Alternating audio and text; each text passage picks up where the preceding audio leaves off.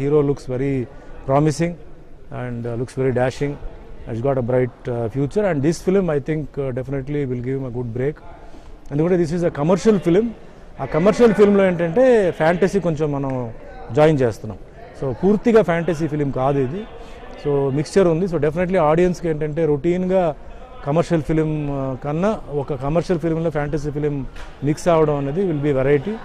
And producer కూడా ఏంటంటే compromise చేయకుండా గ్రాఫిక్స్ ఇది టోటల్గా సో అప్డేట్గా ఎక్కడ కాంప్రమైజ్ అవ్వకుండా టైం తీసుకొని షార్ట్స్ అన్నీ బాగా ఫుల్ఫిల్ అయ్యేలాగా వాళ్ళు చేస్తున్నారనమాట. So I'm very happy working in this.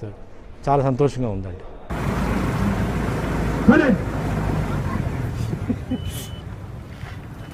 Green మ్యాట్లో చేస్తున్నప్పుడు ఆర్టిస్టులు చాలా కాన్సన్ట్రేట్ చేయాలి. ఎందుకంటే they have to coordinate with the cameraman.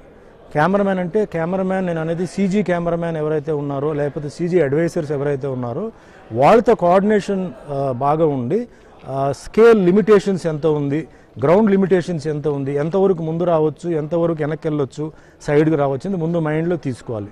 Next background, ఎలాంటి బ్యాక్గ్రౌండ్ అంటే రఫ్గా వాళ్ళు ఎక్స్ప్లెయిన్ చేయగలిగితే మనం ఎలాంటి ప్లేస్లో నుంచున్నాం, ఎలాంటి ప్లేస్లో తిరుగుతున్నాం అంటే ఆ మైండ్లో అది పెట్టుకొని మనం అక్కడ ఎఫెక్ట్, బాడీ లాంగ్వేజ్, మిగతా విషయాలు ఏంటంటే అది కూడా కొంచెం మనం కాంట్రిబ్యూట్ చేసి రియల్గా రేపు ఏంటంటే సీజీ మిక్స్ అయినప్పుడు నిజంగా ఆ ప్లేస్లో ఎలా ఉంటుందో, ఒక ఫీల్ ఎలా వస్తుందో ఆ విధంగా ఏంటంటే మనం కూడా ఏంటంటే దాంతోపాటు యాక్ట్ చేయాలి. బట్ కొంచెం కాన్సన్ట్రేషన్ ఇక్కడ కొంచెం ఎక్కువ కావాలి. ఎందుకంటే నార్మల్గా ఉన్న ఫ్లోర్లో చేయడానికి ఒక సీజీ ఫ్లోర్లో చేయడానికి డిఫరెన్స్ ఉంది. But taking the advice of the cameraman, the CG adviser and CG cameraman and director, I think we can do it. Direction సైడ్లో నాకు ఎటువంటి డౌట్ లేదు. Is very clear about the script. Travelling fantasy నుంచి modern travelling అన్నది ఆయన చాలా క్లియర్గా ఉన్నారు. డెప్త్ ఆఫ్ ది క్యారెక్టర్ ఎంత రావాలి, ఆ క్యారెక్టర్స్ ఎంతవరకు ఇన్వాల్వ్ అవ్వచ్చు, అవన్నీ ఆయన చాలా క్లియర్గా అంటే ఫోటోజెనిక్ మైండ్ లాగా is got it on his brain.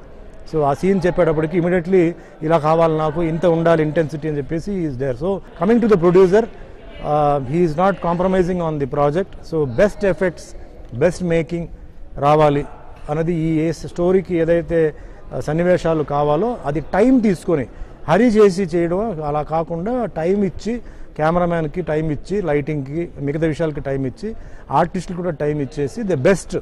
So one more తీయడంలో ఆయన ఏమీ వెనకాడకుండా ఎంత కావాలంటే అంత తీస్తూనే ఉన్నారనమాట. So even producer I think will get a good film, ఒక మంచి సినిమా వస్తుంది.